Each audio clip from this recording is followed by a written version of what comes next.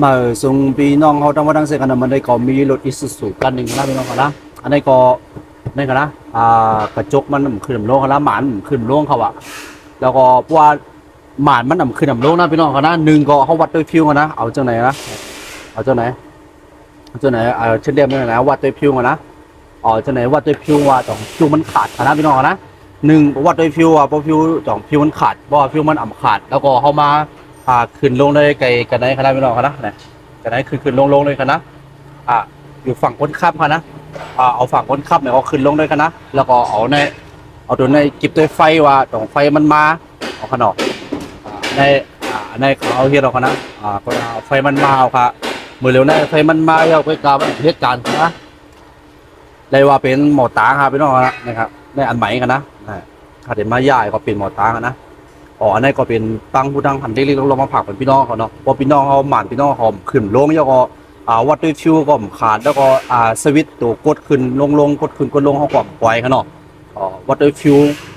วัดด้วยสายไฟว่ามันมาสายไฟเพราะว่ากลัวเราไฟมันตกมาเนี่ยเพราะวัดด้วยสายไฟมันมาเพราะว่าเนี่ยจึงนะครับเป็นหมอตาครับพี่น้องนะครับย่าอ้อยก็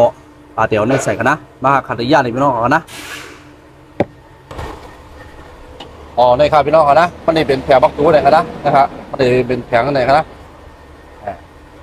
แล้วส่วนมันนี่มีนัดในตัวครับพี่น้องเขานะในครับเราครับในตัวแล้วก็ในมี2ตัวนะเอา2ตัวนี้ออกเราเอานี้ออกแล้วก็จัดออกมาครับนะเอาญาติพี่น้องเขาในพี่น้องมันนอนออกก็เนี่ยมันจัดออกมาไหนครับออกอะไรยังไงครับนะตัวนี้ก็มันนี่งากขึ้นครับนะคนด้านออกก็ใส่ไฟกันในคณะเนี่ยอันเขาว่าครับเพราะว่าเจ๊กตัวว่าพวกไฟมันมาเนี่ยนะไอ้พวกกระจ้ำครับไฟมากเลยครับหมดตามันเหตุการณ์นะอันนี้ก็จัดออกครับจัดออกมานี่ครับพี่น้องเพราะจัดออกมาก็อันนี้ก็งากขึ้นไหนกันนะงากมากขึ้นไหนกันนะงากมากขึ้นไหนกันนะอันนี้ก็งากขึ้นไหนครับจิบินมันมีกิ๊บจัดพวกบ้ากันนะอันนี้เอามันมีโต้ในเขาออกครับมาเนี่ยติดออกมาไหนครับพี่น้องเขานี่มันจะมีกิ๊บกันเลยครับเราอีขึ้นนี่ออกเบ้าครับนี่นะนี่เราก็ไม่ได้นี่ขาเนี่ยเขาออกแดดนี่หมอตานี่อยู่กันเลยนะนี่หมอตาอยู่กันนะจำเขาเอานัดมันจะมีนัดจำยังไงกันนะเอานัดออกให้ก็อย่าขาน้องครับหมอตามาฮะเอาออกครับนี่ครับพี่น้องเขาออกมากครับนี่มันมีหน้าตาเนี่ยมันนะครับ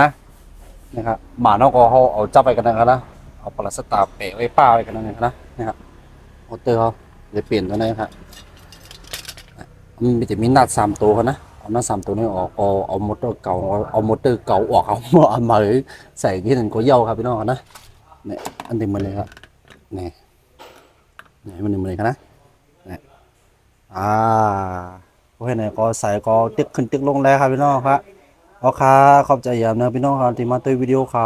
พอถึงตีกันในคณะขอบใจนะครับพี่น้องครับฝากกดไลค์กดแชร์พร้อมค่ะ